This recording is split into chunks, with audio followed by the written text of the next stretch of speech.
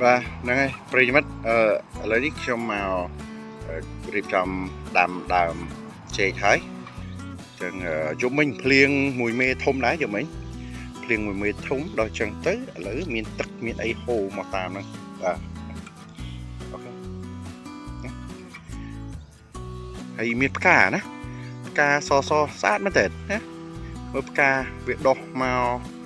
កពេលត្រូវតែភ្លៀងទៅអីចឹងផ្កាមើលឡើងរីកគ្រប់តែដើមហ្មងអានេះផ្កាព្រៃទេណាមិនមែនផ្កាយើងដាំយ៉ាងអីទេមើលពេញតែព្រៃណាផ្កាសនេះពេញណាមានអារម្មណ៍ថាស្រស់ស្រាយហ្នឹងហើយអូខេអញ្ចឹងខ្ញុំនឹងទៅបង្ហាញកន្លែងដីដែលត្រូវដាំចេកអូខេហ្នឹងហើយសូមនាំប្រិយមិត្តមកមើលទីកន្លែងដែលយើងត្រូវដាំចេកណានេះគឺជាទីកន្លែងដែលខ្ញុំត្រូវដាំចេកចឹងនេះគឺវាលអត់មានអីទេដីនេះគឺឥឡូវនៅវាលស្រឡះទេអានោះសាដើមឈើព្រៃដែលវាដុះពីធម្មជាតិមកទេហើយដីនេះគឺជាដីស្រែតែគេខានធ្វើស្រែប្រហែលជា3-4 ឆ្នាំហើយខានធ្វើស្រែទុកចោលហ្នឹងហើយឥឡូវខ្ញុំចាប់ផ្ដើមយកចេកមកដាំ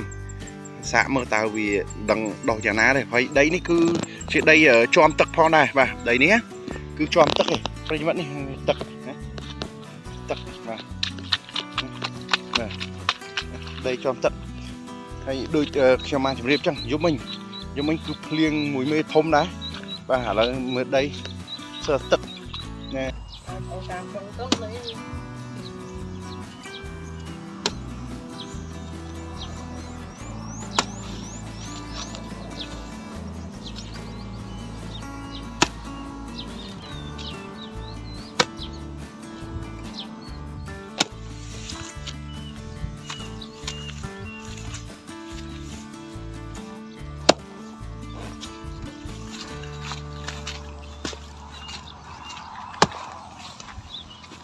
បាទឥឡូវដោយសារតែដីនេះគឺដីជាប់ទឹកចឹងខ្ញុំជីកប្រហែលជា2ទឹកឥ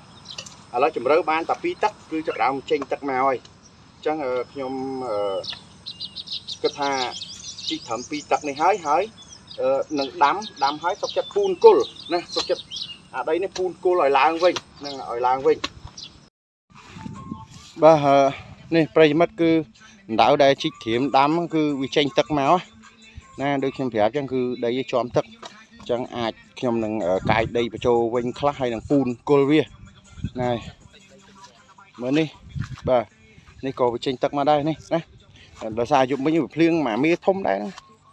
បាទនេះក៏មានទឹកដែរ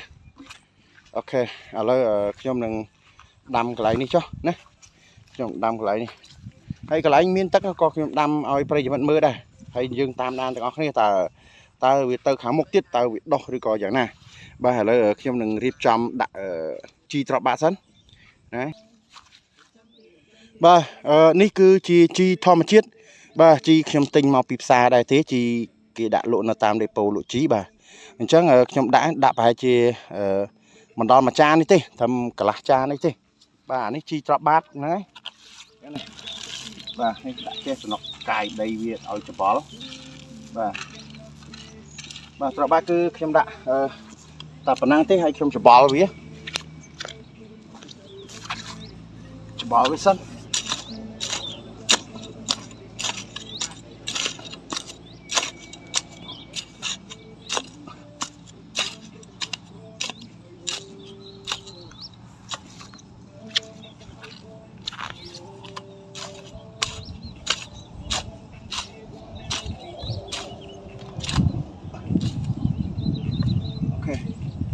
បានត្រប់បាក់ប៉ុណ្ណេះ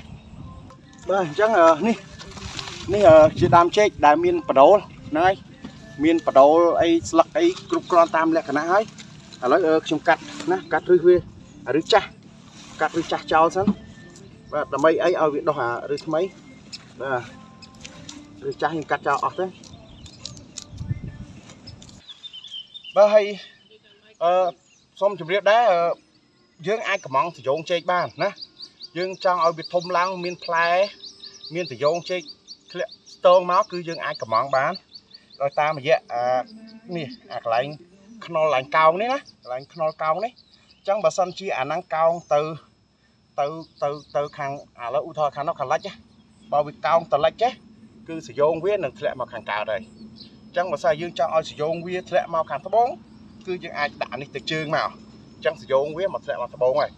và đấy lẽ là ní cứ trong ai sử dụng viết thẹn màu hàng cao chẳng trong đã cao ní cứ tới hàng lệch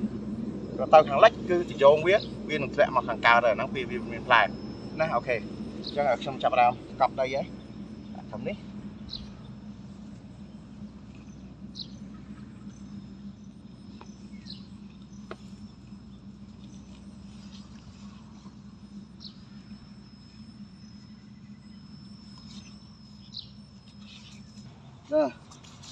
chẳng bàn phần năng hơi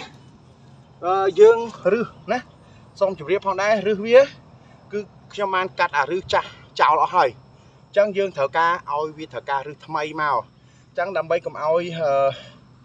nè cầm oi vi việc bớt do mò chỉnh chăm sặc chăm ấy tràn phết cứ dương tỏ cắt sặc chào nè cắt chào thôi cắt chào thôi và sặc vía ní vía lui tới nè vía lui chắc cứ vía ban đâu cô nó những ai khổ năng các bạn cô nó các bạn bà coi pi đam hai cứ trong ở rồi cả bảo số này cà pi sạt ắt rồi có sầm lạp mì ruột đầy chứ nè này cứ đặt cả bảo số là cả bảo cái lỗ tam đi po sầm nón đó này thì kia thà cả bảo so liệp đám chư rồi có ba đây chứ cái đắng này này cứ cà pi sạt ắt bà này mặt đào đi này mặt đào đi cứ việc lật thiêng việc cục lại cái này bàn tay nó tha việc miền bắt đầu đấy chẳng khi đừng đam hay đam đấy cứ này có đào của việc này miền tắc đây chẳng khi đừng lục việc bẩn tách nè lục việc bẩn tách hay bài đam của mọi việc nơi mà pam tắc đấy nè ba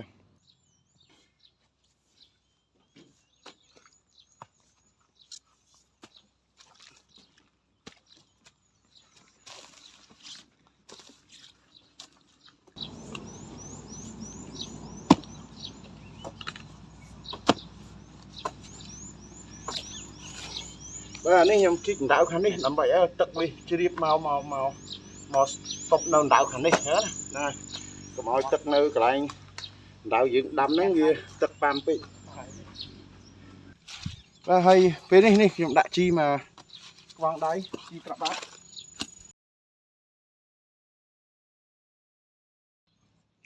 ba này xong chậm long tiết ở đám đi cứ chỉ đám đài vì miền trong cặp máu cứ thiêng với vì lơ bị pram thiêng này phải tay còn tha vì ở miền bắt đầu đó chẳng trong đám là lơ ở đây chom tật được nhé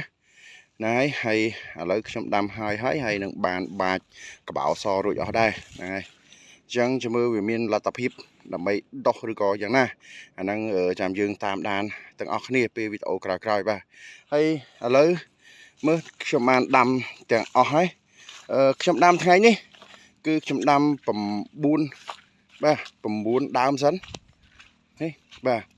នេះគឺបានដាំហើយនឹងរៀបចំដាក់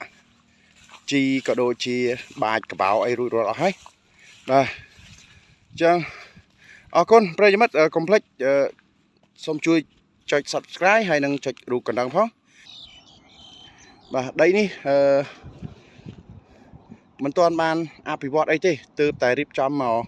ជីកបង្គន់ហើយនឹងដាំចេកណាបាទអញ្ចឹងវីដេអូក្រោយខ្ញុំនឹងបង្ហាញអំពីប្លង់ដែលខ្ញុំចង់អភិវឌ្ឍដីនេះឲ្យវាទៅជា